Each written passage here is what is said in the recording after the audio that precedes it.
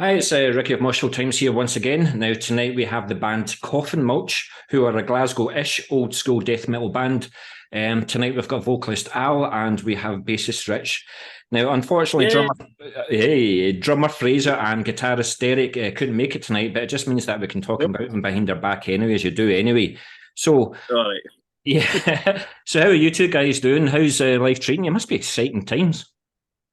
That's all right. Yeah, I've got an album coming out and all that kind of stuff, so it's not too bad. We've had a few busy. I would say we've had a busy couple of weeks, more so than we've had usually. But yeah, it's been all right. Yeah, Yeah. cool, cool. How are So you, we Al? How's literally things got going with the you? album. So we literally got the album in today. Yes, well, listen, we're keeping that for later. We're going to talk about your sore back and all the rest of it, right? And the hard day's work that you've done. We're going to talk about that later, okay? But Coffin Mulch are about to release their debut album, Spectral Intercession, on June the 30th. So how does it feel to finally release it after all the blood, sweat and tears that you've put into it?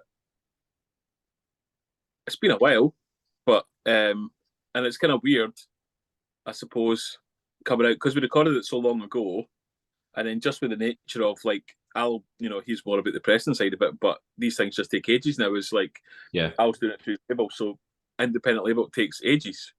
So you just have to be patient. It's not. I think Al would know more about the kind of timescales and stuff what it used to be, but now you have to wait. And then we've had a bit of changes in the middle, so it's kind of weird having an album come out with photos of we don't really look like that anymore. And I guess we don't really. We have a slight change in sound from the album, I would say. Yeah.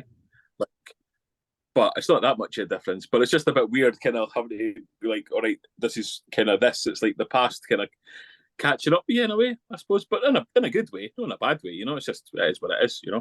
Yeah. Yeah. Well, honestly, I wish I could be doing what you guys are doing. It must be an especially proud moment to. It's going to live for the rest of the time. This is something that you're going to tell your grandkids. So, what about yourself, Al? How is it for you getting out there?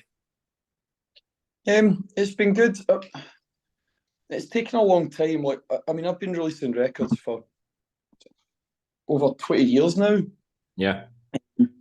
And it's like when I started, I've always done vinyl, and it used to be like you'd send a record to pressing plant, and a month or two later you would get it in.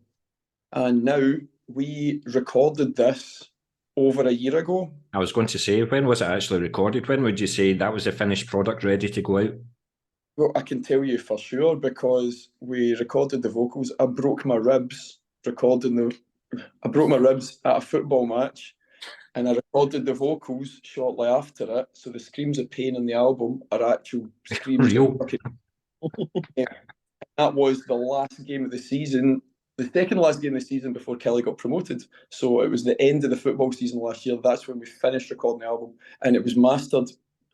Dan Swano mastered it pretty quickly. So yeah, it's been almost a calendar year since it was finished, and it was sent to press. The artwork took ages. We had a bunch of people in the queue before us, which was a little bit annoying, but fuck it. And it went to press. Are they still playing catch up from COVID, do you think, or is this just the way the world is now? I think it's the way the world is. I think COVID has allowed people to delay shit all the time. I'm not like pressing plants and stuff like that. I think pressing plants they're definitely backed up, but I think since COVID you can get away with just telling people everything's delayed. Do you know what I mean? Yeah. Bands can book tours and just with 2 days notice say, oh, we're not doing the tour anymore. You can say you're releasing a record and then say, oh, pay for it now, it won't be out for a year. Do you know what I mean? I think COVID has allowed people to get away with their bullshit a little bit more. And that is quite frustrating. But it's also the reason that we're not doing any pre-orders or anything like that. This record comes out when we've got it in our hands. You don't pay for it in advance. You get it when it's fucking here, simple as. I remember when I interviewed Brain Bath, and they've very much the same aesthetics as yourself, like do it yourself or die, DIY or die. And it's just a shame that there's not a pressing plant here in Scotland.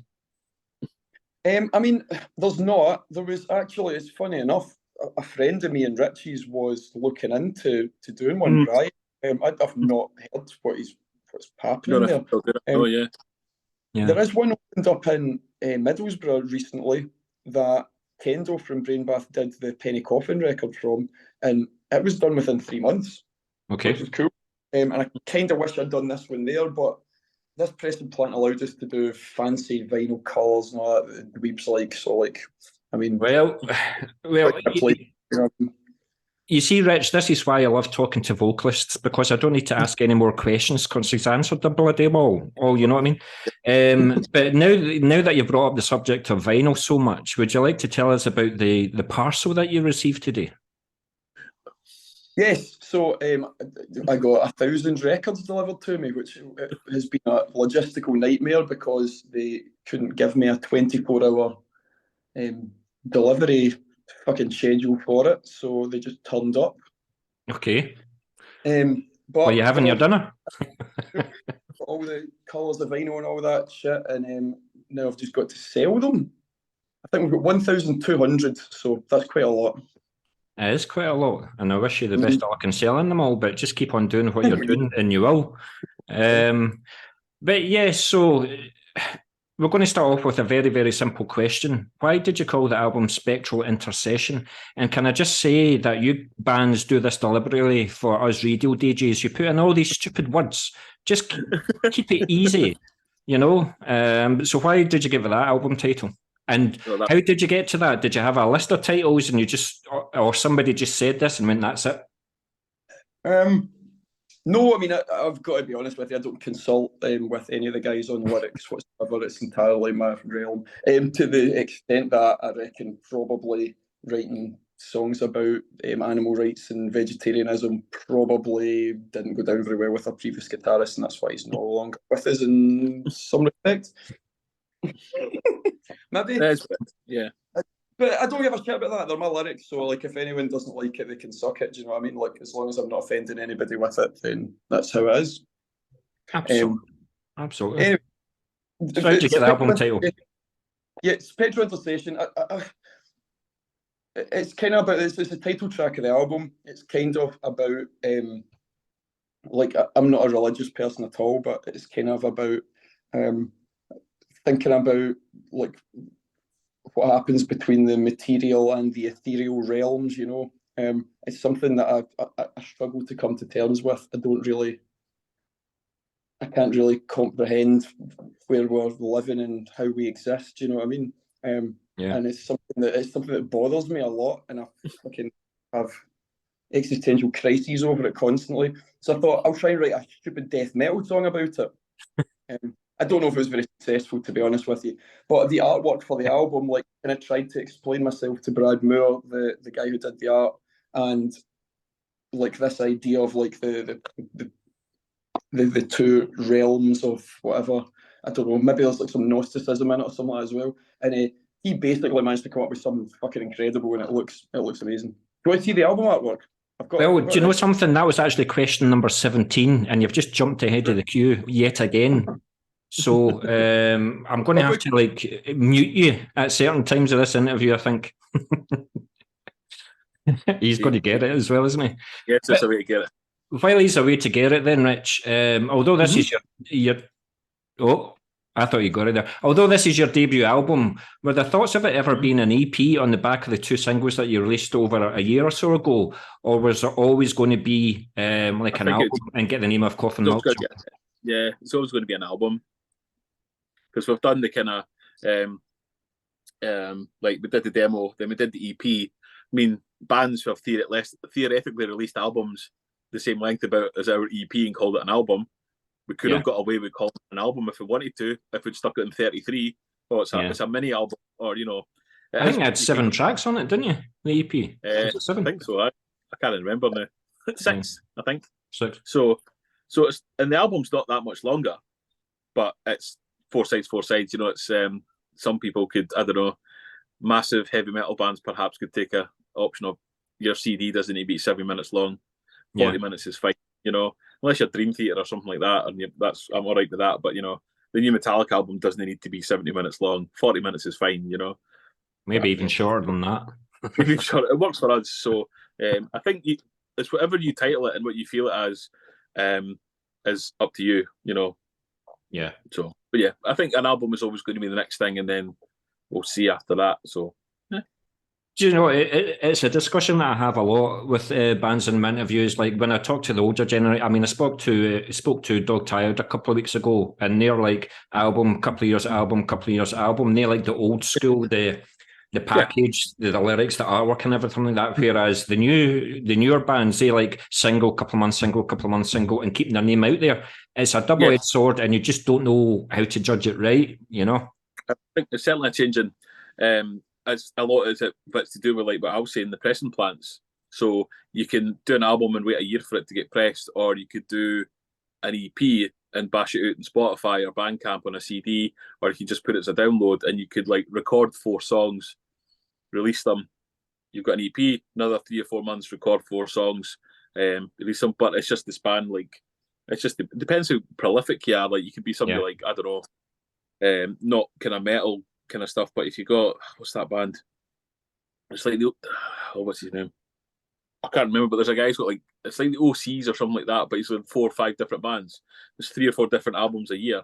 Like Miles Davis used to record 4 albums a year, 4 or 5 albums a year in the 60s and the 70s, and pump them out, made the label. Now it's like, we need 1 every 3 years or that kind of stuff. So yeah, it's and also it depends as well for your schedulers. This isn't our job. So we don't have the luxury of what we do every day is practice and write songs. And we've got, like, takes 2 weeks to kind of put an album together. It's like, right, we can get together, we've all got full-time jobs, different hours. We don't all do the same job, work the same hours. So it's like, right, we can get together every 2 days. It'd be like, at the time, like David wrote a lot of the riffs and stuff like that. It's like, right, when he's working night shift, I'm working during the day. Like I might try and write a riff this, or I might try and write them. I was got like fucking COVID and schoolwork. Fraser's doing sound all night, not to work. And it's like, got all day to sit and think, I'm just going to take my book, go and sit in the park for a week and think about lyrics and write loads of stuff. You're trying to write, oh God, I've got an album to record in 2 weeks. I need to write my lyrics like this. Yeah. I heard someone talk about that. It's like, it's just a luxury. Sometimes that's why you're kind of, it takes 2 years to get together, to get 8, 9, 10 songs that you're happy with, because you're not churning them out, unless you're really good at songs, which I'm not. So, but you guys, I mean, you formed in 2018. You've already had a wee string of releases, whether it's singles, and you've had like an EP and a demo and stuff like that. And now it's your debut album. But you said like the album was more or less recorded a year ago. Does that mean that you've already got new ideas? No, really. We've got ideas about ideas, but we've had, we can't. It was recorded a year ago, but it's also current. Not to use the word, I was going to cringe when I say this, product, but it's our new album. It's a year old. Yeah, that's a face and a half, by the way. I knew I would say that and I would defend them, but it's a year old. It's only a year old to us. It's not a year old to you. It's brand new. Yeah, like Fall Guy came out last week. We've been playing that for a year. You only heard it the other week.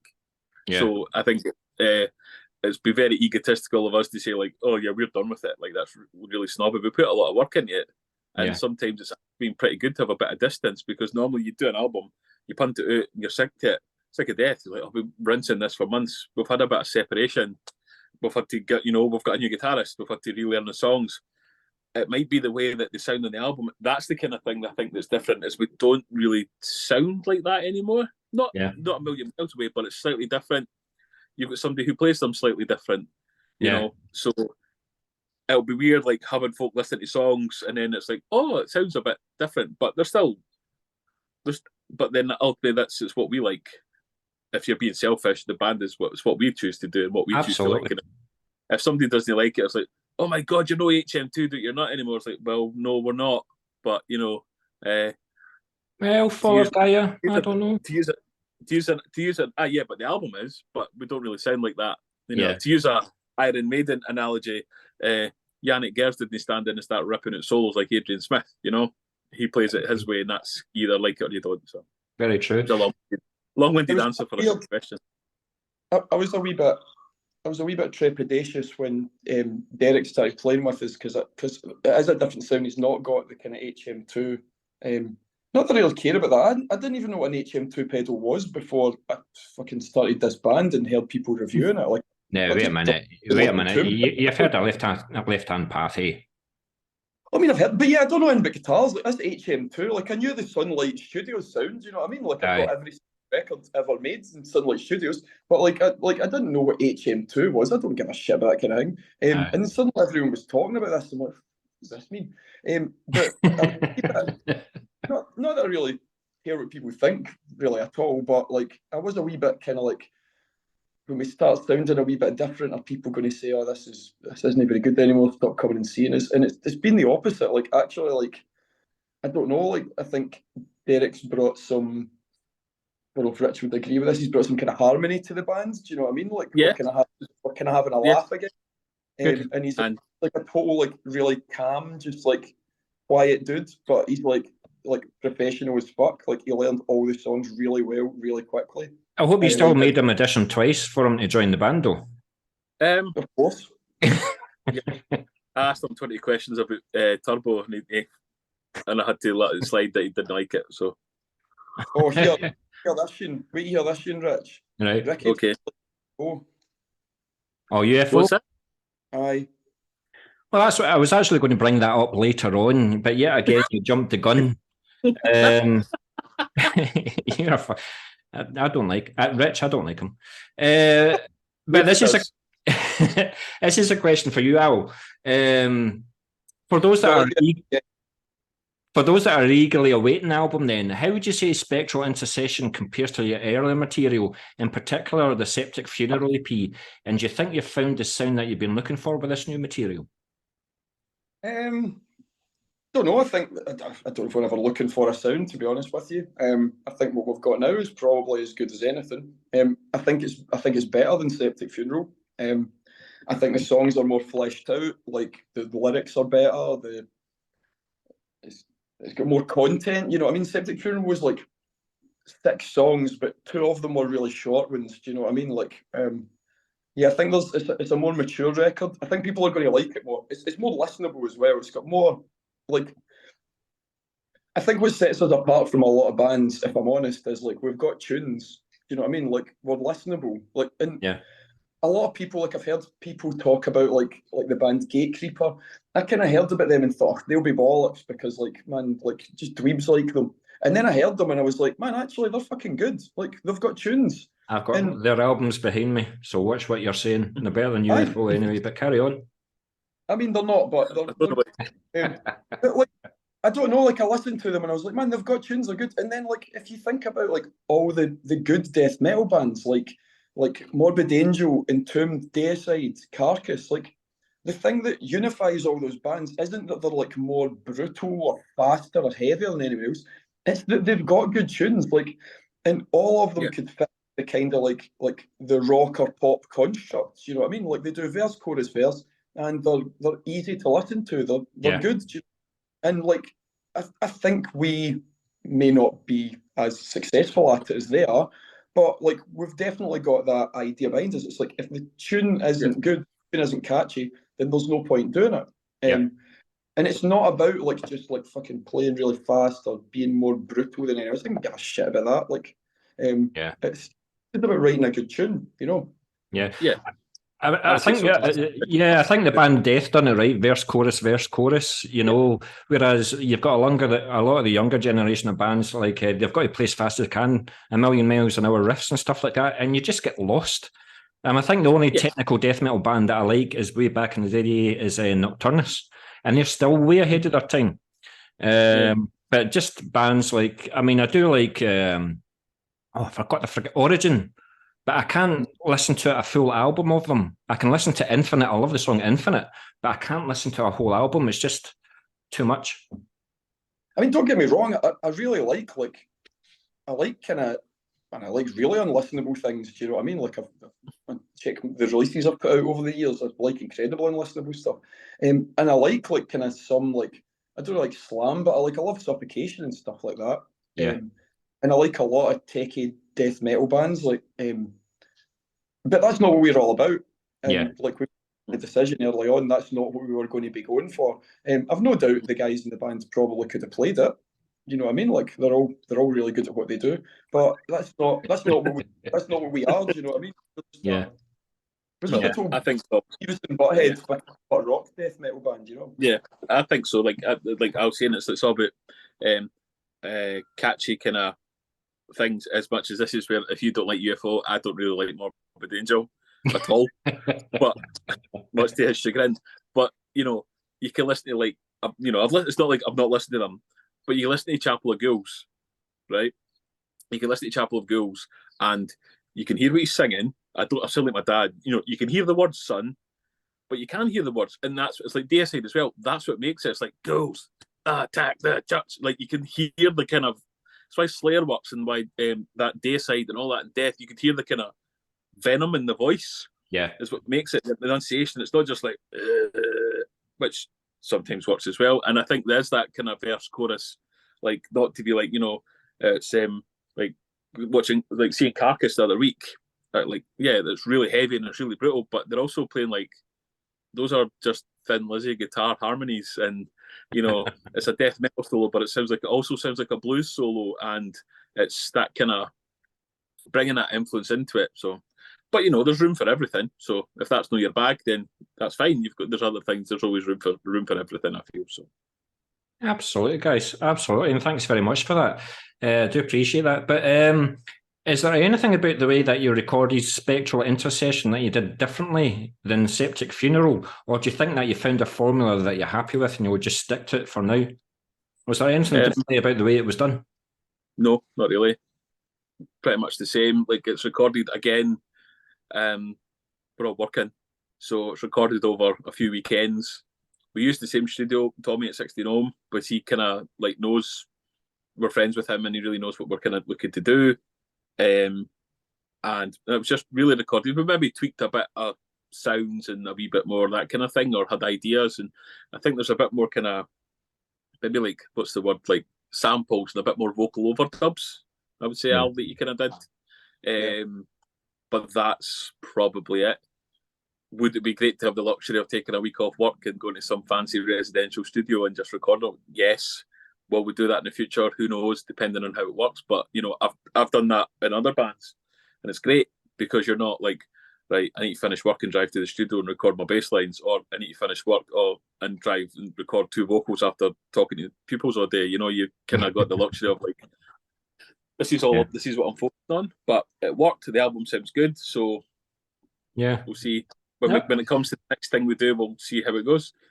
Yeah, I think this is the happiest that you've ever been, Rich, because have you not managed to get a wee bass solo in the album? No, there was a bass intro, and so there's not others. There's 2 wee bass bits in Spectral. There's one in Septic Funeral. There's a bass intro to Live Again. So there's a couple of wee bass solos in. So Into the Blood's got a wee bit. I'm trying to think what else. It's just wee bits where everybody wants to have a breather, and I basically don't play as fast or as. Because you're not supposed to play bass in death metal. You're not supposed to hear it. Yeah, didn't get me. That's a major offence to me. But of course you are. But aye, that's all right. It's just wee breaks and stuff. But I'm all right with that. I'm quite bad for just making stuff up when I'm playing because that keeps me interested. So there'll be weird fills. Sometimes I'll play fills and stuff like that I just made up there just because I thought I'm going to give that a go and see if it works. And sometimes it works and sometimes it doesn't. Do you do that live as well? And I was looking at you saying, what are you doing? Al doesn't know what he's doing. Al doesn't even know I exist with until there's a bass stuck in his ribs where he's practically standing in my back pocket. I think it's because I'm the largest member of the band, so I think I've got a bit of gravitational pull because he never runs over to Derek or Fraser. It's always like so either he fancies me or I've just got my own pull and I just drag him in. But it's all right. Cool. I didn't need to move much. I'm all right. I'm too busy thinking that I've got cramp and will I make it to the end? Old and unfit. Cool. Well, now that you've got an album to release, you're going to be playing longer sets, but we're going to talk about gigs later on. But I was worried about how you're going to top Septic Funeral as I often play Onward to Death on my radio show. And what was especially pleasing about that EP was the quality of the songwriting of that EP. But then you released the video for Into the Blood, and I was happy to see that it's on the album as well. So my worries were completely quashed. So what would you say has brought the record to the next level? Like, who do you think's brought the A game? Who do you think it's Derek coming in, or what do you think's made it work this time? Well, it was all done before him, so.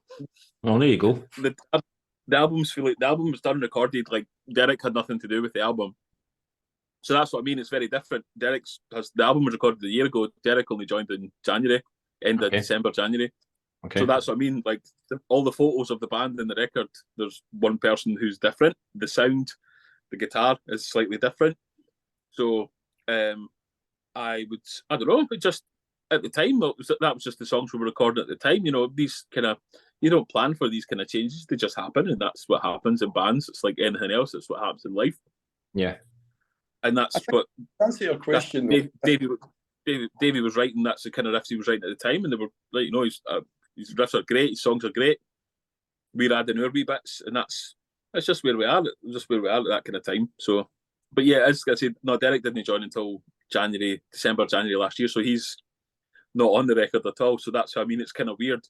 Yeah. When I was talking, it's weird it's coming out because that's not how 3/4 of us look like that. So we've had a few folk kind of come along and go, wait a minute, that guy's not got any hair anymore. And he's just like, yeah, for me. But you know, it is what it is. Yeah. Yeah. Sorry, you're going to say Al? Yeah, to answer the question, Rich, I think we made a conscious effort with this one to make it better. Like, we definitely did. We were like, we're going to do an album. It's going to have like 8 or 9 songs or whatever, and they're going to be good. Like, we're not. Everything is going to be like, it's going to go on it once it's really good. We'll record it once it's really good. And like, as the guy who's like putting it out, like, I was kind of thinking to myself, well, if we're going to get an artist to do it, we're going to get the best artist there is to do it. So we got Brad Moore, who did like Gatecreeper and Tomb Mold and Worm and stuff like that. And I was like, man, I want Dan Swano to master it because he's like one of my biggest ever heroes in death metal. And we're going to do loads and loads of copies of it, so it's available forever. And we're going to get good distribution for it. And it's going to come out in a variety of formats. And basically, like, we're just really conscious of everything about it should be as good as it possibly can be. Because like you say, like, it's going to be around for years. And I think it go down really well. Like, I'm pretty confident people are really going to like it. I think it's going to be very popular.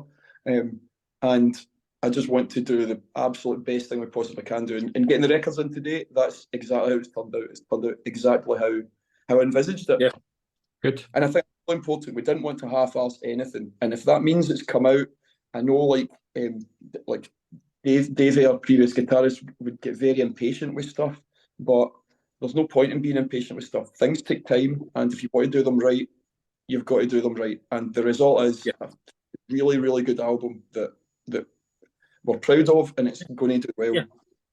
Simple as. Yeah, I think so. Yeah. No, absolutely fair play. Absolutely fair play. And you mentioned a classic band, Worm, Foreverglade is something else. Something else. I love that album. But yet again, we're going to talk about the artist later on, so don't talk about them just now. Just leave it. The second time, leave it.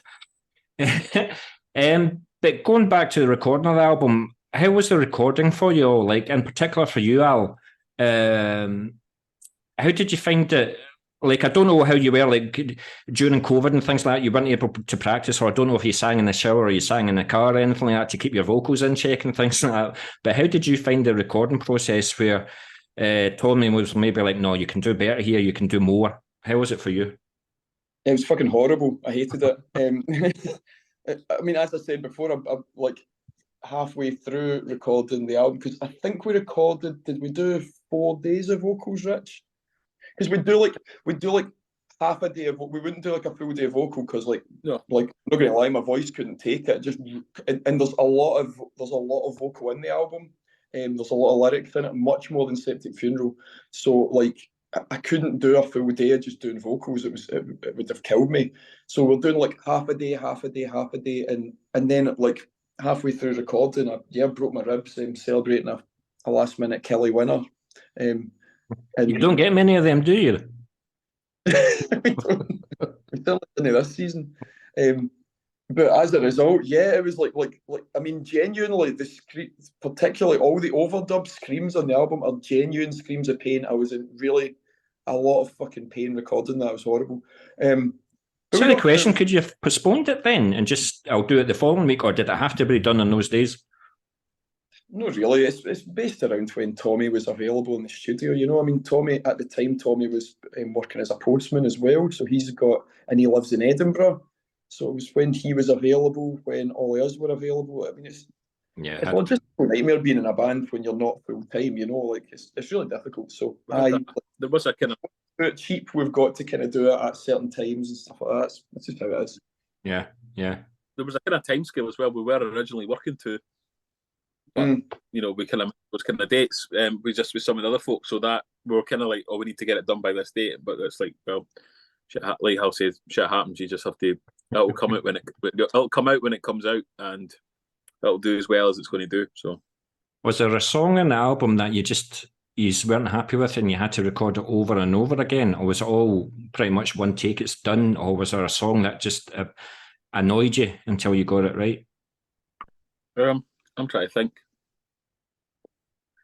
Fraser did his bits really, really quickly. I did my bit. And I think there was a couple of bits, I think I kept playing them wrong. But, you know, so some of the difficulties of tuning as low as we do, like two notes sound quite similar. And I'm like, oh, it's always been this. And sometimes these things get found out when you're like separated in the band practice. It's all like, ah. In a studio, all of a sudden you're standing there alone. It's like, why are you doing that? I was like, oh, right. Was I not supposed to do that? You kind of have to quickly relearn how to play the song and then do your bits. Davey was really tight and doing his bits. And then the left time that Al had to do, because obviously the vocals and stuff, it is too much. So you're spacing it out. But I wouldn't say there was anything that was particularly. There's a couple of wee blast beat bits that I still find difficult, but that's just because that's just how they is. You just have when you play it live, no one will notice. I'm the bass player. Nobody even knows I'm there, so it's fine. Like, who's I? See, they brought their dad. You know, that's what most folk are thinking. But yeah, I wouldn't say there's anything in particular that was written beyond our means, so to speak. But we'll see. You know, maybe for the next album, we'll go for the full 20-minute epic. You never know. Well, I noticed you mentioned it in your Facebook post, and I concur that Edge of Sanity Crimson is one hell of a 40-minute masterpiece. Absolutely brilliant. But who knows? I mean, Coffin Mulch might do it themselves. Who knows? Maybe it's a one-off thing. We'll see. I'll forget it halfway through it.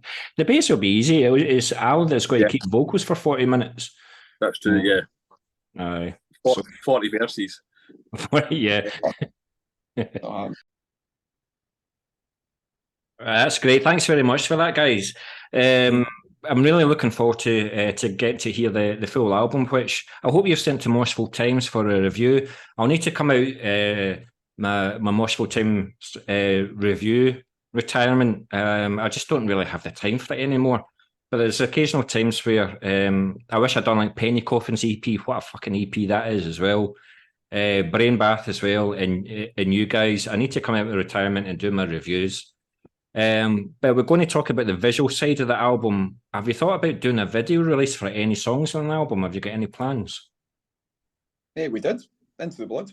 Yes, well, I know that. See, I know that. But that was released some time ago. I was wondering if you've got any more ideas, like to coincide with the release of the album or maybe a month or so after. Probably not, just because it's like they cost money. And like, yeah, like I've sunk a lot of money into this so far, because I'm like self-releasing it. Like the band funds are currently not zero; they're like minus several thousand, and we'll get it back. The album will sell, and it's fine. But not doing pre-orders, and that does mean that like cash flow is pretty chronic at the moment. So, yeah, like we get the video done, and it was like. Our friends did it, and like that's what I was going to say. So who done it for you? I know who done it, but you may as well tell us who done it for you. It was the guys at Dystopia Studio. A guy Harrison who did the photos from the album, which we'll show you in a minute. I'm not getting ahead of it here. Yes. Be patient, as you've already said.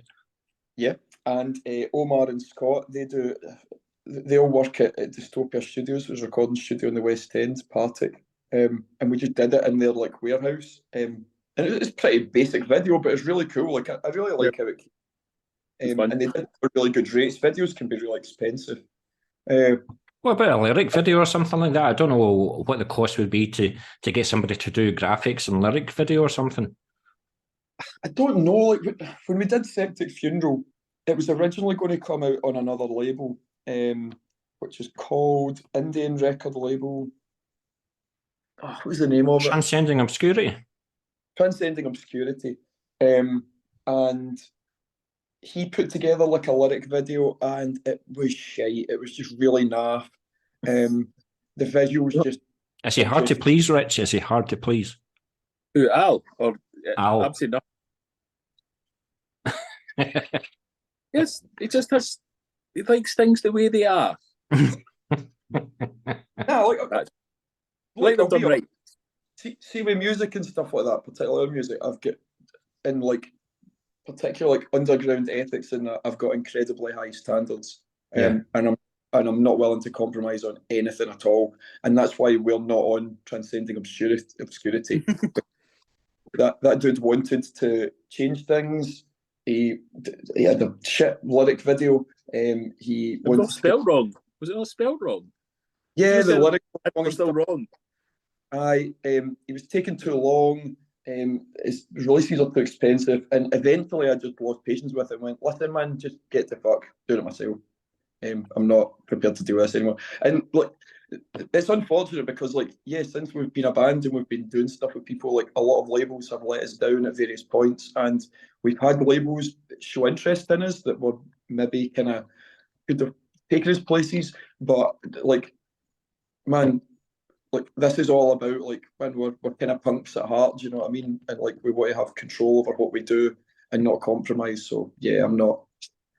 It can all get to fuck. So as soon as someone starts to like mess with you and want to change things and blah blah blah, nah, it's not acceptable. Yeah, anyway, or die. Lyric video, nah, we're not going to do that rubbish.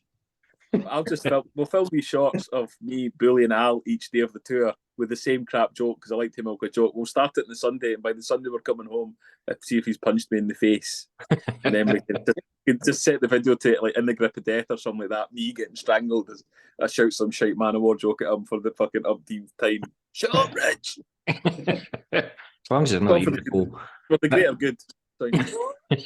But with the Into the Blood video, like how many times did you actually have to play the song, and was it quite tiring? Was it a tiring day? Yes. It's weird. Do you have any stories? Like I interviewed Carl Willits with Memoriam in their video, and he had a guy that's been doing this shit for 35 years, and he had a plastic microphone, and when he gripped it the first time, he broke it. So I was just wondering if you've got any stories about the video. I was working that bit's got the bass break in it. So we're not actually really playing, but we also don't have a track, and we couldn't really hear it. So I'm trying to remember how slow did I play this so it stays in time with the whole kind of thing. So that bit was a bit kind of, it's just a bit weird having somebody up in your grill. I don't really like particularly getting my photo taken, or as much as I'm doing this, I don't really like being videoed or having my picture taken. I find that very off-putting. So all I've heard throughout this interview is Rich making mistakes. He's not recording it right. It takes takes after takes to record the song. I know. Is he worth being in the band? No. I mean, yeah, he's mainly here as a kind of mascot. The head mascot. I'm the Vinny Stigma of Coffin Mulch. They didn't even just there. That's me. The oldest guy in the band. He's kind of, we just turn him doing a wee bit, but we like having him about. He's handy. He can lift the odd things. He kens a couple of folk. It's fine. Cool. But keeping on talking about the visual side of the album, then we're going to talk about the artist in the name of Brad Moore. You got him to do the cover art for you. So how easy or difficult was it to get him to do it for you? And for him to get the artwork that you wanted, did you give him the album and give him free rein, or did you, Al, for example, saying, this is what's in my head, this is what I want you to depict? So I mean, it was easy to get in touch with him. I knew him from.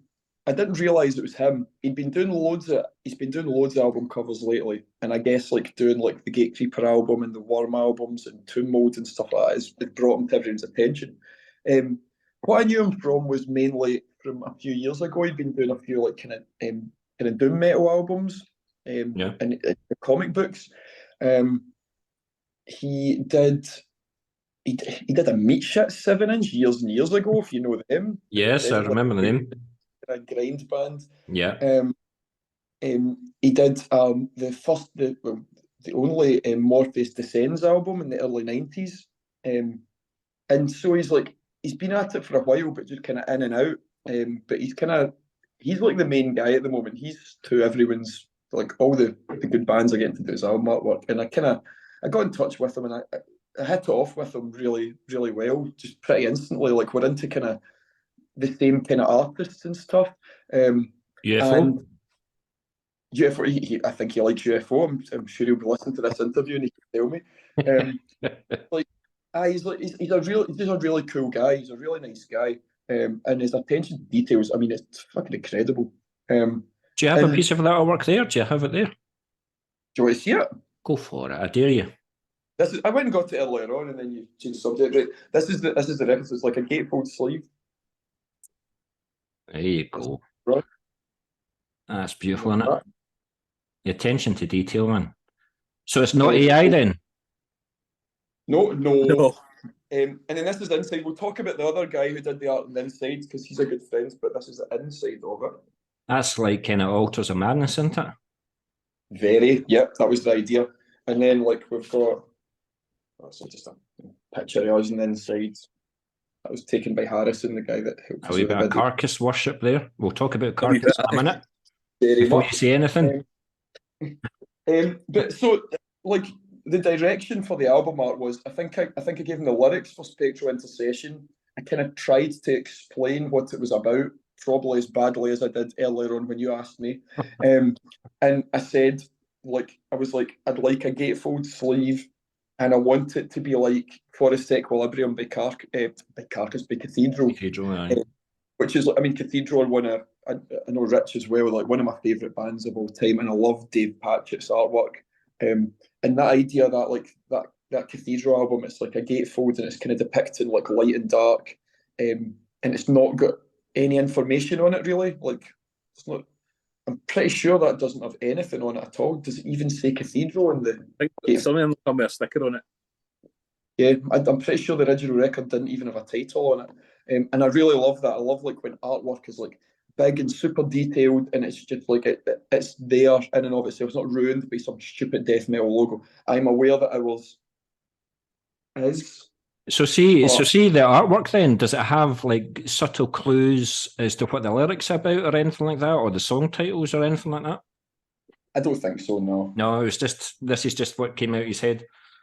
Yeah, I think I guess that's kind of cool. It's maybe a bit naff. It's just what came out of his head. Well, kind of my head and kind of his head as well. But I really like it because it doesn't look like standard death metal art. It's like really colourful, and like it just looks insane. It kind of looks like what was going on in my head when I conceived of it. Like, it just looks completely mad. So was that the first drawing? Was that the first version that he gave you, or there was a wee bit of to and fro? No, really. Like, honestly, like, my opinion on this is, like, he's a really good artist. He knows what he's doing. The vision I gave to him was pretty vague anyway. So, like, I'm kind of like, man, I trust you. Like, go ahead with it. And I don't want to patronise the guy by saying, no, I don't like that there. Put another skull there. Do you know what I mean? It's like, I'm not some, like, pure death metal bozo. Like, I've got to respect the artist and what he does. Yeah. And, like, yeah, we've asked him to do a job, and it's, you know, you've liked what he's done, so here, do this, you know, kind of thing. So yeah, absolutely. Yeah. And the guy who did the inside artwork, so that's stuff. He also did the label, and you'll recognise the stuff from the Into the Blood artwork. He did that as well. So he also did this label there. Like autopsy, isn't it? Yeah. It's a guy called Wes Brown, who never used to play for Manchester United. Not the former Man United. Which Alistair told us, and I believed that, because I don't really know much about football. I genuinely did believe that. It's mental, eh? You didn't hear about guys into football and death metal and that. Imagine that. Yeah, that's who Gil's plan. How long did you keep it going? I don't know, quite a while. I mean, Rich Well, doesn't really. yeah. I was like, oh, cool. I didn't know. You followed Man U's Facebook page and stuff like that because of this. No, I was on his Instagram looking for his football photos. Good stuff. But he's done a bunch of art for us, and he's just like the coolest guy. He's been in bands and stuff as well. He's been heavily involved in the DIY scene, and it was really nice. I got to meet him in London recently.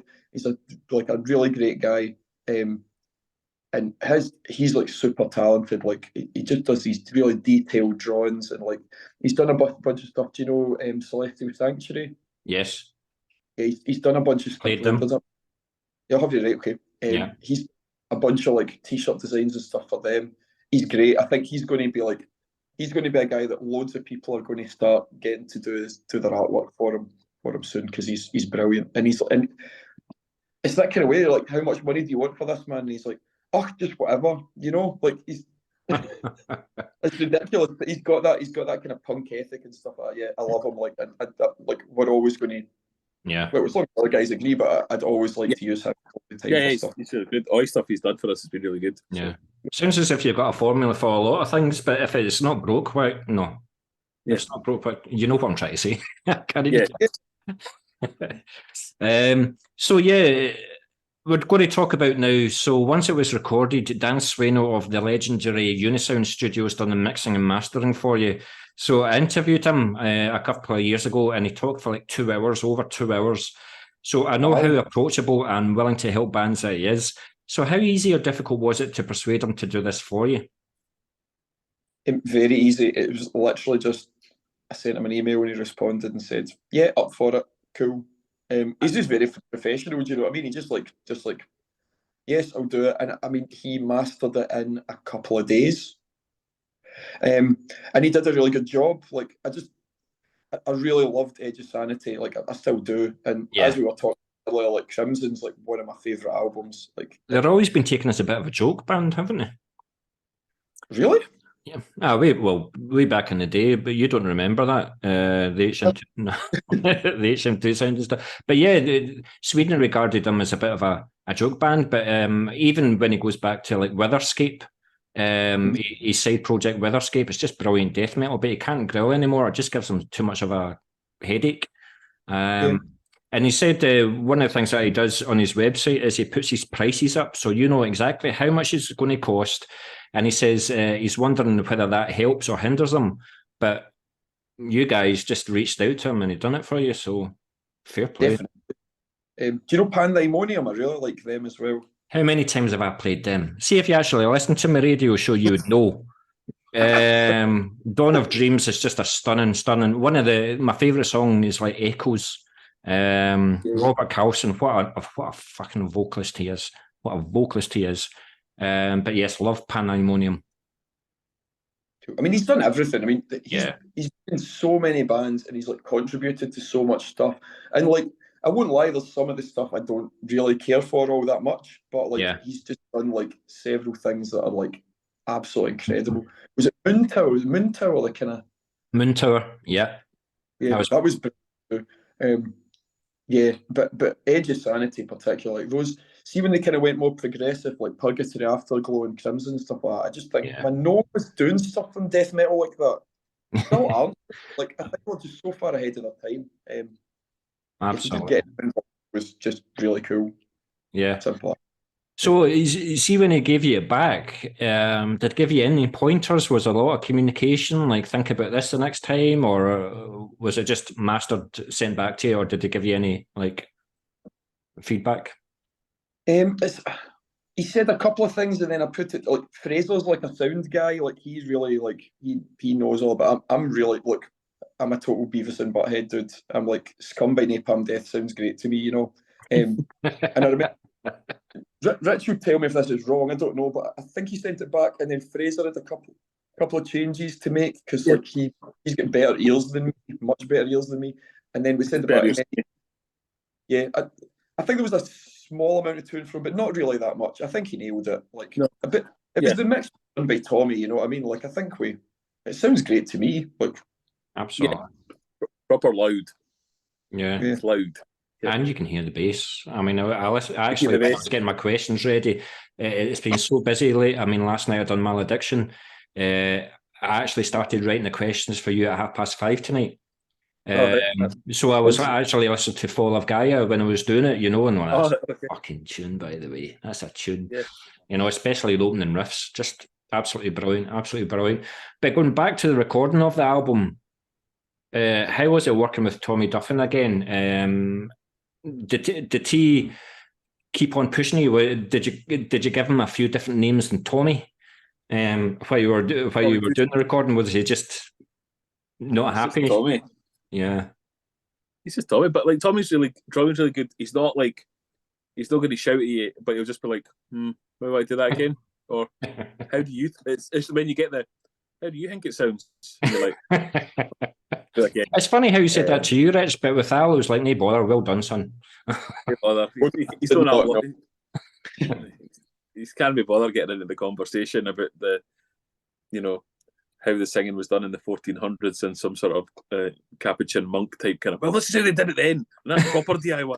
They didn't even have mics; they just used their brains, that kind of stuff. So he's probably just like, "There you want, Al, it's fine." No, he's proper easy going. I've done other bands recording stuff with people who are a bit like, no, but there's that kind of difference between, Tommy's like he records it, he's an engineer and he produces it, but there's a difference between like maybe an engineer and a producer so much. He kind of veers into both, but it's not like you've hired like Bob Rock to come in and go, mate, your choruses suck, your structures suck, write that again. That's what a producer, that you're not hiring somebody to do that, we're hiring someone who we trust to record their stuff and maybe honest. So yeah. But yeah, it's good. If you're totally humming, he'll tell you that you're humming. But to be honest, you kind of know, you should know in yourself. Yeah. And that's kind of, if you're happy to let it slide.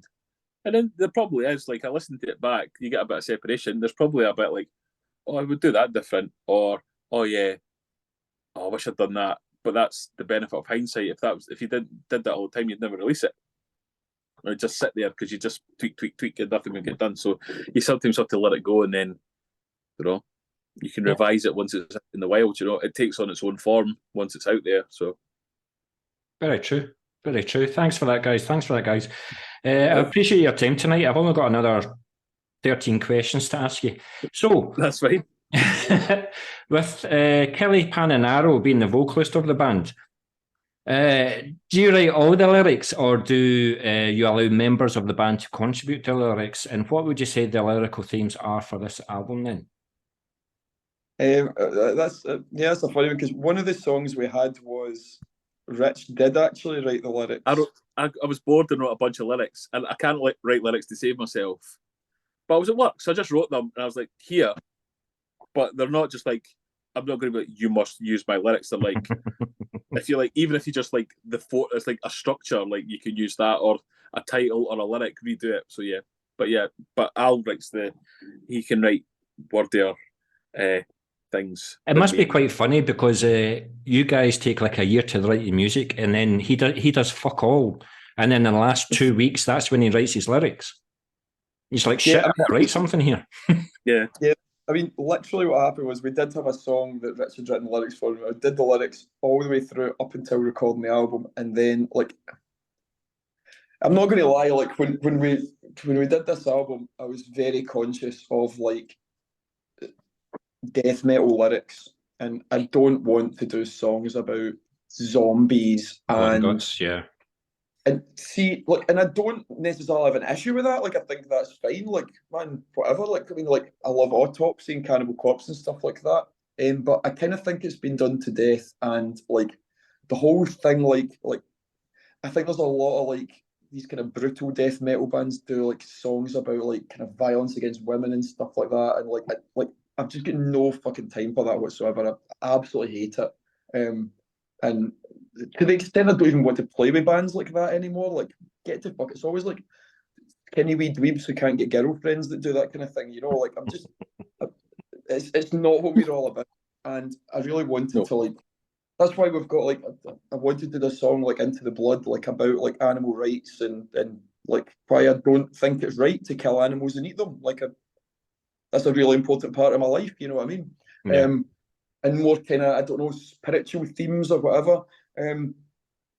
But that's maybe a kind of personal thing for me. But are you the type of vocalist that you've always got like a wee pad and a pen on you, and you see something in the street and you write about it and you go back to it later, or do you read a lot of books? Do you watch a lot of documentaries? What are your lyrics? How do you compose your lyrics? Yeah, I'm not that intelligent, to be honest with you. I'm like, like I read, I do read a lot. I like reading. I'd say I'm reasonably well read, maybe I don't know. But yeah, I don't know. Lyrics are something I don't spend enough. I'm not really that. Oh, right, you froze there for a second. It's okay. Yeah, but like, yeah, I don't know. I didn't want to do the whole like just songs about zombies and all that. On the demo, I guess they're kind of maybe a wee bit like that, but yeah, certainly since then. Do you know, it's like Ingested. I mean, Ingested released their first album and it was all the brutal anal evisceration and all the rest of it, you know. So maybe, and they got out of that and they moved, it's like Ingested Part 2. Maybe this is Coffin Mulch Part 2. But how did you feel when Rich gave you the lyrics? Like, how fucking dare you give me lyrics? Or did you actually welcome them? Yeah, like when we're recording, when we're like practicing songs at the start, we're kind of in the middle of writing them. Like, I mean, I just kind of just grunt along with some noises. So to have some lyrics that was cool. And I mean, Richard's lyrics, the song was called. It was called Fungal Mass, and it was basically about your head being eaten alive by mushrooms. I can see why it's not an album. It's good, and it was basically about how and the song to me, because I listened to it, it sounded a bit like Abscess and Autopsy, and I was like, what would Abscess and Autopsy would sing about? They would sing about something like eating your brain and then turning you inside out, and then that. So that's where I wrote that one from. Have you been watching too much of Day of the Triffids or something like that?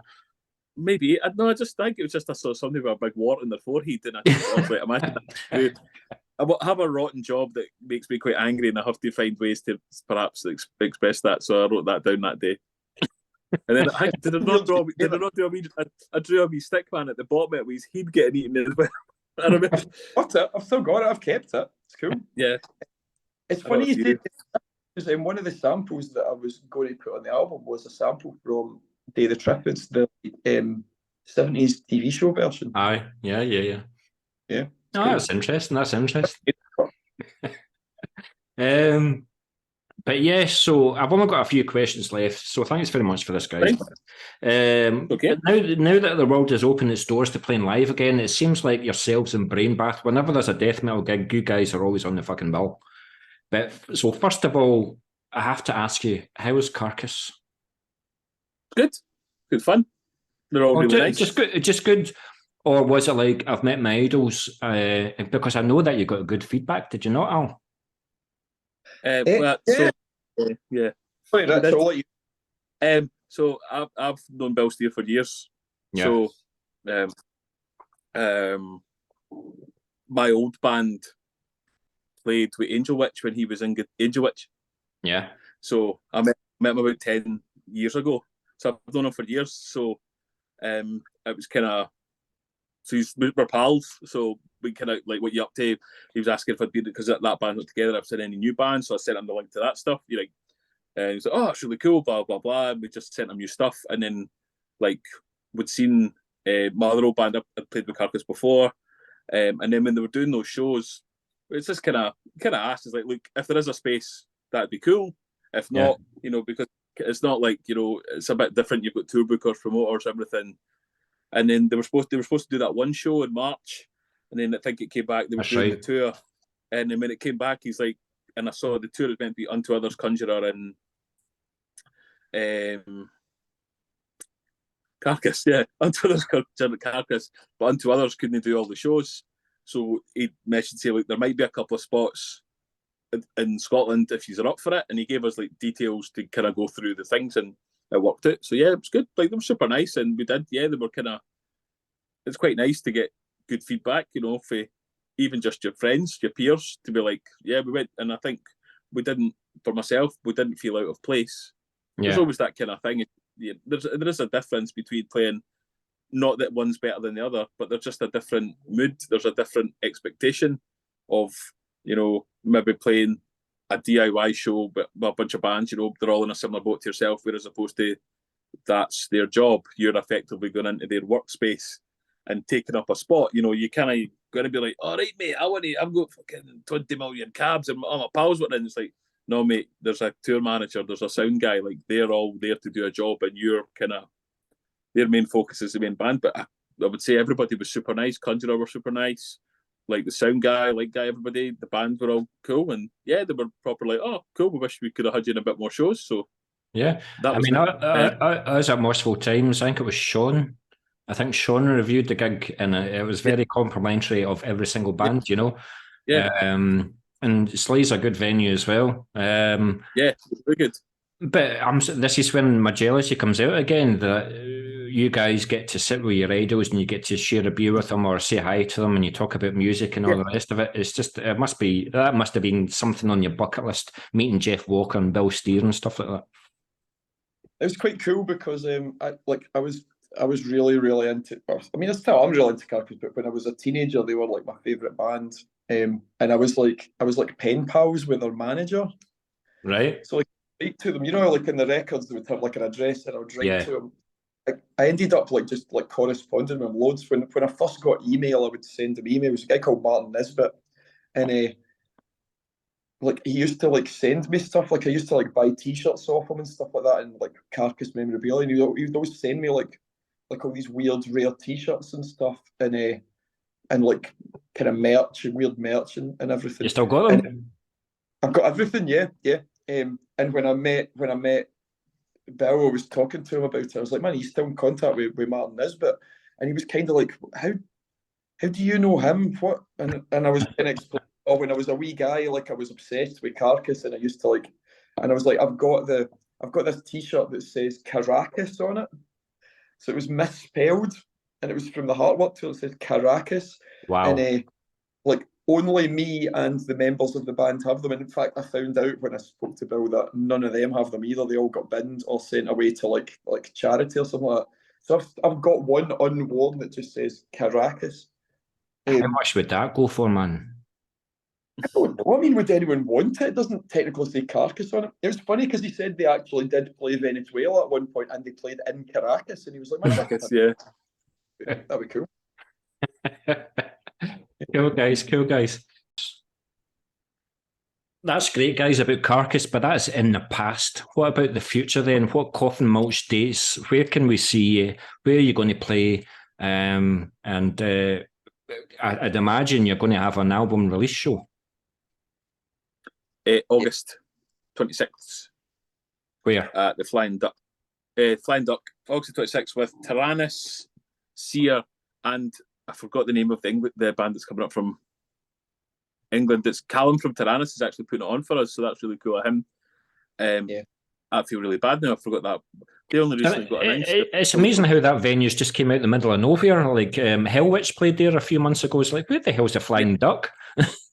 You know? It's been there for years, but I think it's not really been. It's not been a metal venue. I think it's not had a lot of metal bands until Duncan started working there. And he's kind of got a say in that. So we've got that on the 26th. We've got 8 years ago when it first opened, I used to put gigs on loads. Yeah. Cool. What other gigs you got? So we're off to England for a week in the first week of July. So that's Bradford, Leicester, Norwich, London, Plymouth, Bristol, Manchester, and Newcastle. Newcastle, is it Trillions? And where are you playing in Manchester? So just Manchester, we're playing, I can't remember. Atma. The Atma with Gorgon Vomit, Mutagenic Host, and Slime Lord. Newcastle just got moved. It was in the little buildings, but it's just got moved to the Clooney because it's Life Burial's last show. So that'll be packed. And I mean, imagine with Carcass, and imagine done well on the merch that night. We did all right, aye. But you were saying I was saying it's different, like different towns buy different things. Yeah. Like I'd hope when we go on tour we'll do a lot of merch. Like I'm printing up a lot of t-shirts and stuff like that for it. Yeah. And we've got this. Do you want to see the ridiculous limited edition we've got? I've got that to take on tour with. No, I think we'll just keep it secret. I dare you. I dare you. I dare you. Okay, I'll keep it secret. No, don't keep it a secret. No, give me an exclusive. Get it. I mean, you already put it on Instagram this afternoon, so. Let's see. This is. I've been making these all after for a couple of weeks now. I've been making these up. So these are.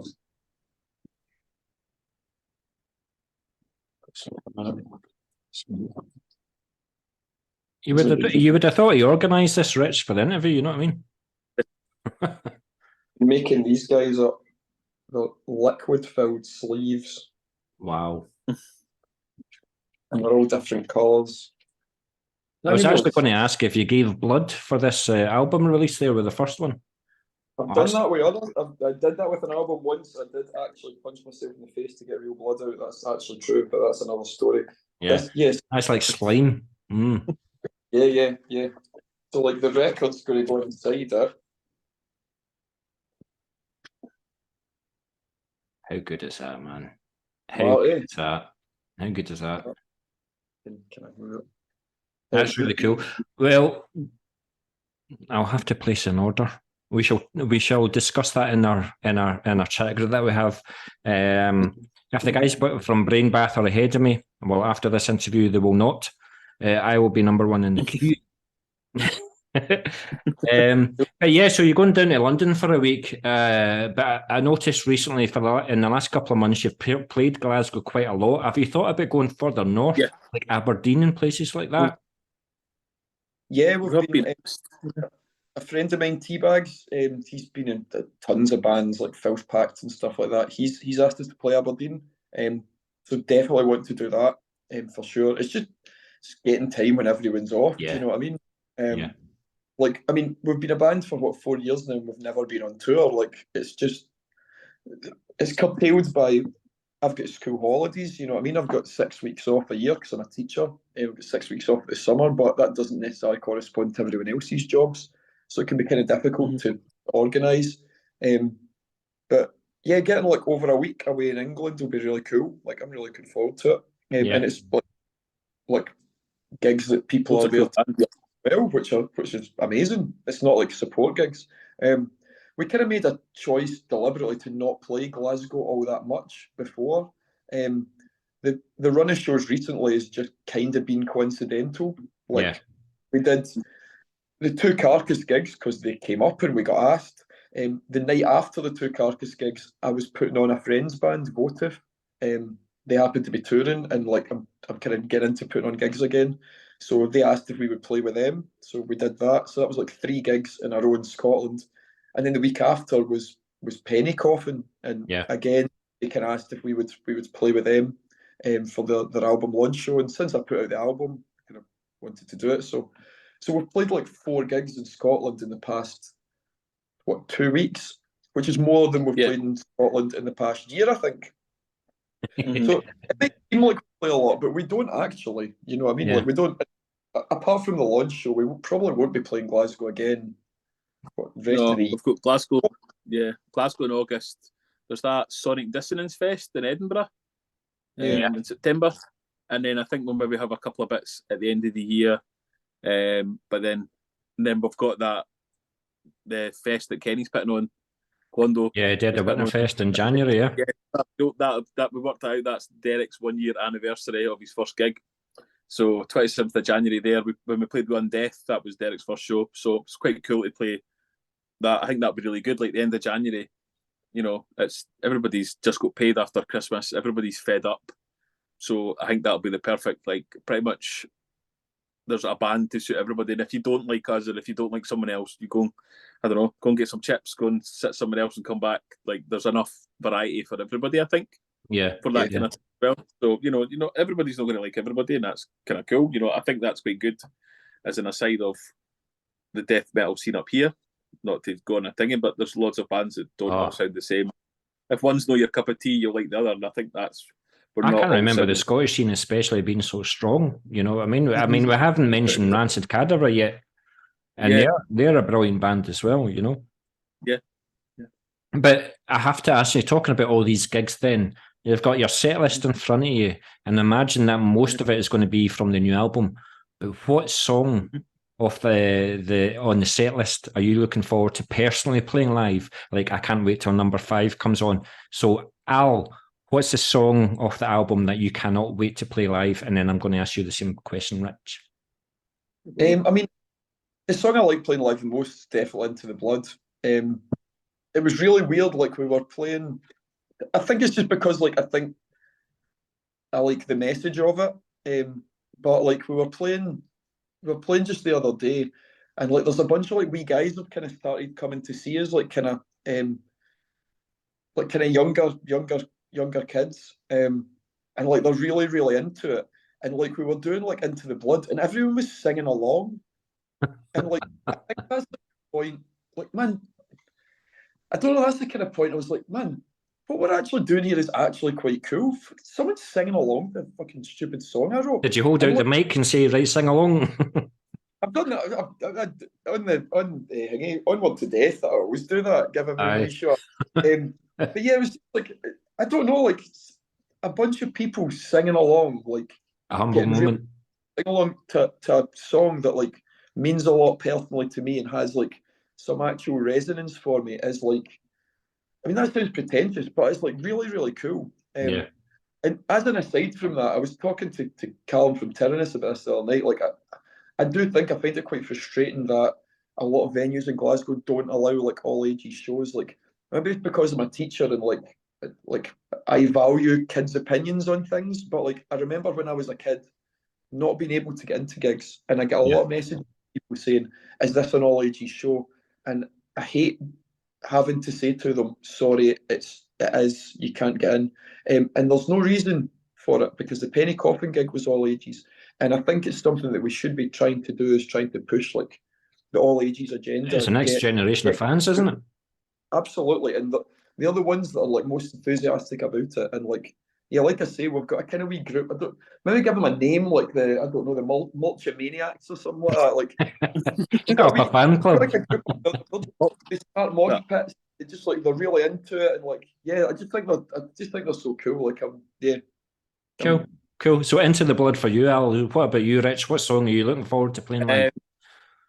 Of the ones we've not done, I would say either Infernal Mass, probably. I quite like that one. That's the one with the bass solo, isn't it? No, there's no bass solo in that one. Usually basses are like new steadied, like you just don't hear the bass at all, you know, but you made sure that you are heard. Yeah. Steve Audio, man, come on. Exactly. So that's my kind of feelings on it. But Infernal Mass, but set lists are usually my one job. So is it usually a first song then? Yeah, no, just generally, yeah. I like doing set lists. I like putting things together. We kind of switched it up, so that was quite good. Playing those 3 shows in Glasgow, we had similar sets for Carcass. Yeah. And then we had those 2 extra ones, and we're like, right, let's switch it around, do different orders. Like we always play Coffin Mulch last, so we're playing it first. I think different things can set different tones.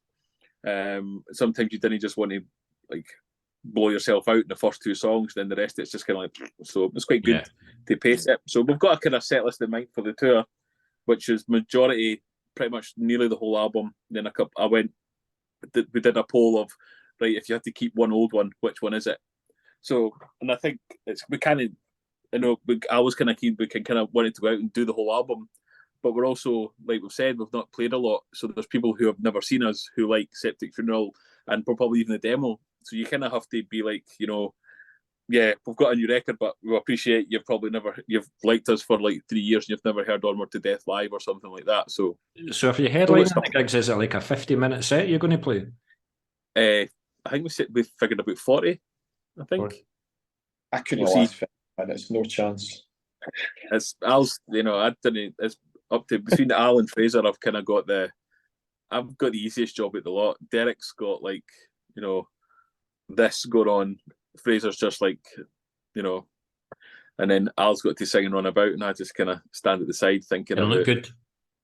Well, not even that. Just thinking of going, will this cramp in my hand ever cease? And I can't be the bass player. I can't hear anything. Al, I can see what he brings to the band. It must be the humour, because he certainly can't play fucking bass. No, it's my positivity in general. Yeah, you know, go get our spirit. I've got 2 questions left to ask you guys, and once again, I thank you very much for your time. But your CDs are going to be released by Memento Mori, which is huge in itself. I remember I interviewed Raoul a good few years ago, and he was very thankful of it, and his answers were really, really in depth. So Memento Mori, I've got a bit of time for them. But you've also got a huge variety of ways that the album's going to be released in other formats. So can you share with us the ways that they're going to be released and who by? So Memento Mori is doing the CD. I've kind of known Raoul for years. I've been trading with him for years and years. Like, I must have traded with him 20 years ago now. It was pretty good. He's a bit of a pernickety dude, to be honest with you. There's kind of a wee bit of a fallout with him at some points, but I mean, like a fallout with everybody. We're not going to talk about what you said in the chat, right? But look, he's very professional. Do you know what I mean? He's put it together, and like actually, we'll do the CDs in a couple of days' time.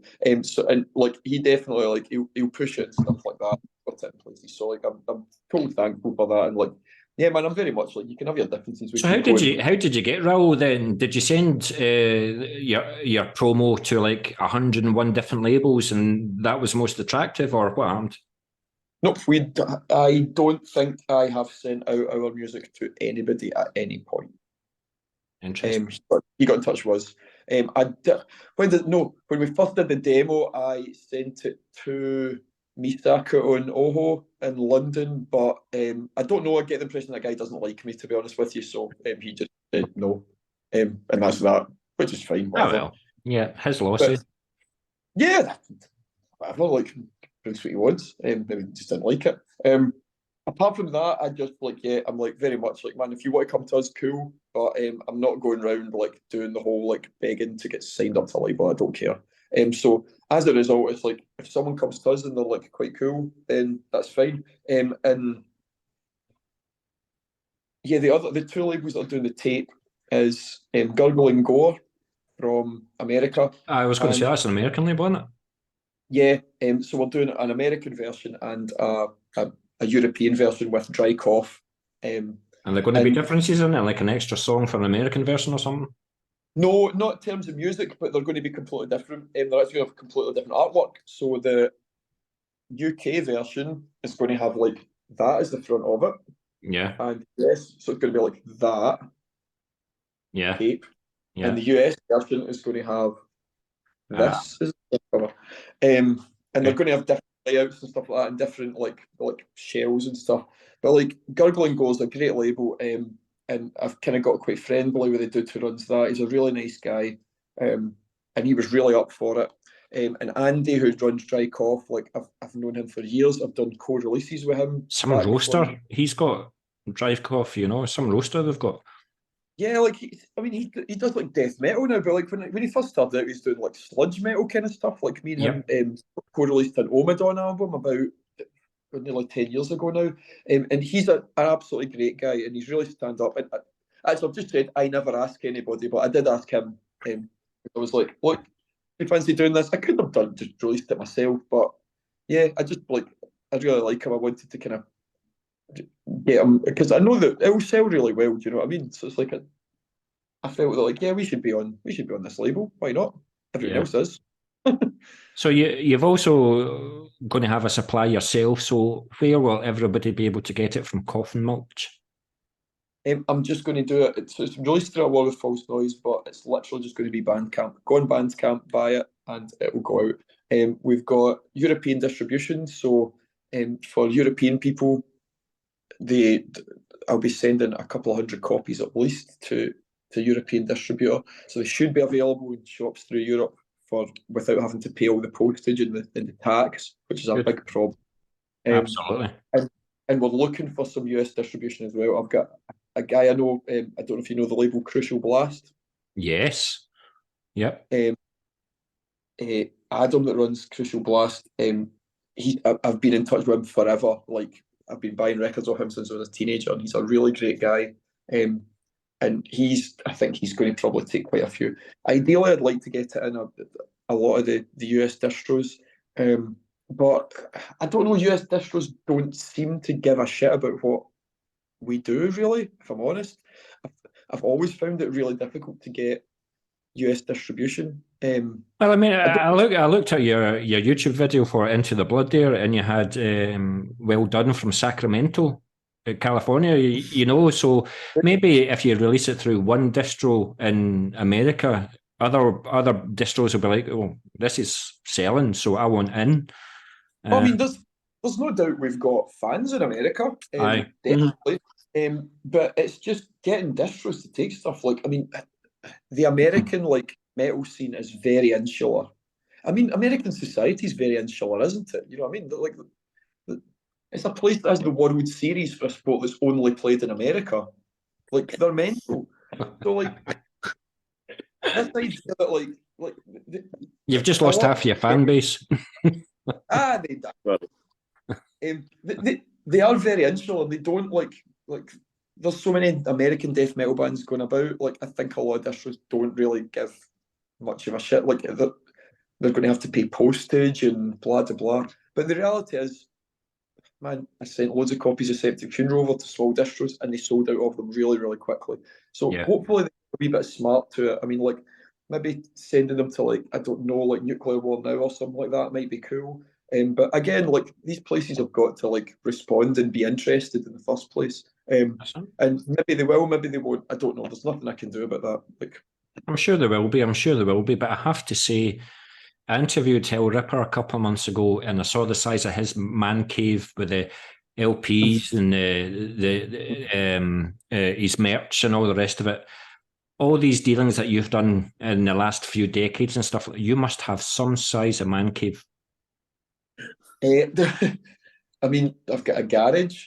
I mean, I live in a bedroom house on my own, and every conceivable bit of it's filled up with records. I mean, I opened a record shop a few years. I mean, that's how me and Rich met, actually. I opened up a shop in the West End, and I mean, that came out because my ex-wife, my wife at the time, was just like, "This house is filled with records. You could run a shop with this. In fact, can you? Because I need them out of here." And that was what precipitated me literally opening a record shop, because I just didn't have space anymore, and I need to get rid of the stock. Now the stock is in my garage because I've still got some. Hope it's got a fucking machine guns and all the rest of it, and lasers and cameras and all the rest of it. No, it doesn't. I live in a very nice area of Kilmarnock. We don't get crime here. So you're not in the programme The Scheme then? I actually live right next to the Scheme. Yeah, the Scheme was filmed 3 minutes walk away from where I currently am. Yeah, I've got, you know, Marvin from the Scheme. Yes, I've got his cat. his cat is my cat. I could talk about anything, and you can always relate it to something. He's unbelievable, Rich, unbelievable. But my last question for you, and this is going to probably prompt another 40-minute discussion, because I'm going to ask you about the instruments that you used in the recording of the album. Then, so we'll start off with you, Rich. What was your make and model? What was your pedals, your amps? What did you use? All right, okay. So head-wise, it's an EBS 350, HD 350. Bass-wise, it's a Geddy Lee signature jazz bass with flat wound strings, a la Steve Harris. How many? 4. 4. You're not going to go Steve 5? Harris plays 4. Lemmy played 4. Steve Harris plays 4. They didn't use 5. So that's all we need to say about that. Cliff Burton played 4. Up until the 90s, Geezer Butler played 4. 4 is 5. What you're saying is you don't have the capability to play 5. I don't have, my hands are too small. So that's why I play jazz basses. I've got really small hands. So I've got a Geddy Lee jazz bass, a Japanese one for those who, and then pedal wise, it was, I used what did I use? I think it was a blower bass distortion that this guy in America makes, Idiot Box, that are kind of based on Black Eyed Voivod. Yeah, because he's one of my, also uses 4 strings. He's one of my favourite bass players. So I used that. I could tell. I think Davey used these Solars. He had guitars at the time. He was using Solars. Yeah. And HM2, like noise suppressor, PV head. I couldn't quite remember the name of the head that he was using. A couple of cabs, and I'm not quite sure what Fraser's drum kit is, but he loves it. So that's all. He loves his drum kit. He loves his cymbals. But yeah, no, it'd have been cool to talk to them about it. But what are you going to do when Al hints that he wants to take Coffin Mulch in a more progressive direction, and he's going to ask you to get a 5th string on your bass? That's fine. I'll ask him to get another heat so he can sing 2 vocals at the same time and see who likes that. Good stuff, man. That's all right.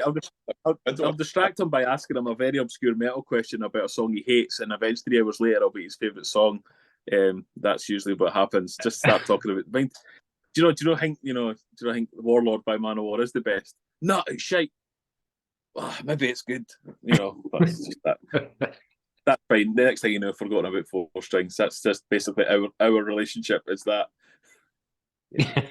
No, good stuff. Thanks very much for that, Rich. But Al, with you being the vocalist, then did you go through a range of microphones before you found the sound that you were happy with, or are you just a guy that give me an SM50 and I'll fucking sing into it? Yeah, I'm that guy. I don't understand anything about that. I just shout.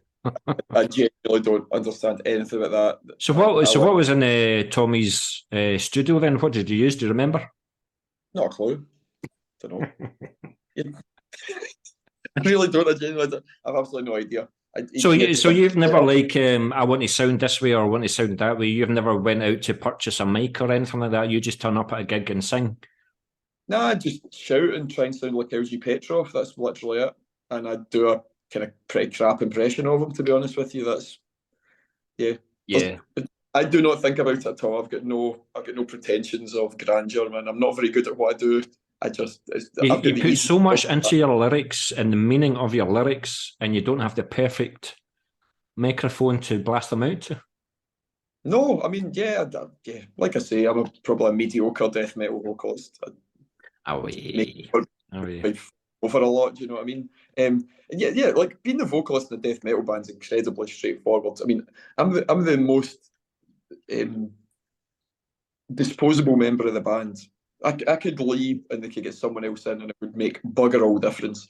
The only thing I bring to it is slagging people off the internet and stupid ideas like liquid-filled sleeves. To be fair, quite a lot of people have agree with you. Don't encourage them. But I would definitely stay in the band. But I don't think. I think he's underselling himself there, not to blow smoke up. But I think from what. It's not just the vocals and how he delivers it, it's the interaction with the crowd and stuff like that. Well, it's very much, I think that's a good thing that we have, and a lot of our live kind of thing. I'm not going to sit here and this is a rare occurrence of me giving Alistair a compliment, but I think that often. Yeah, that does, it is, we have a very strong front person.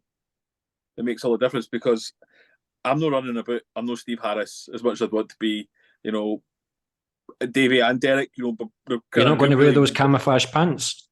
No, it's nude or nothing for me. More a Derek Smalls. So and we're no charging about. We've got stage press and all that stuff, but the vocals, people will be like, "Oh, your singer's fucking mental." A couple of my girlfriend's friends came to see us. And they'd met Alistair before the gig, and they're like, "Oh, there." And she was like, "Is that the same guy?" And we're like, "Yeah, that's the same guy." Personality. Yeah, just like I was like, "Yeah, he's a maths teacher." They're like, "What?" So I think a lot of our success is down to Alistair's front personary stagecraft, shall we say? It certainly brings. We're quite lucky in that interaction. So yeah, there you go. That's the last nice thing. That's the nicest Rich has ever been about me in his entire life. Rich, he's And it's nearly in public. crying. He's nearly Recorded. crying. Yeah. And it's on a recording, yeah. But I have to say, I was nervous for this interview because, like I said off air, I think you guys are about to do something. You're about to make your mark on the old school death metal scene. Old school death metal is well and truly back, and you guys are adding to it. And I'll continue doing my bit on Moshville Radio. We'll do a bit of Moshville Times as well. And I wish you guys all the success. I hope you sell all those 1,200 vinyl that you were talking about, because you're fed up carrying them and you're fed up having them in your living room. So fair play to you guys. Absolute pleasure talking to you. Pleasure talking to you. So yeah, thank you. You're welcome. Oh shit, what have I done? Oh well, I'm recording this now, so if you say yes, it's recorded. Yeah, man. Whatever you want. I don't know what good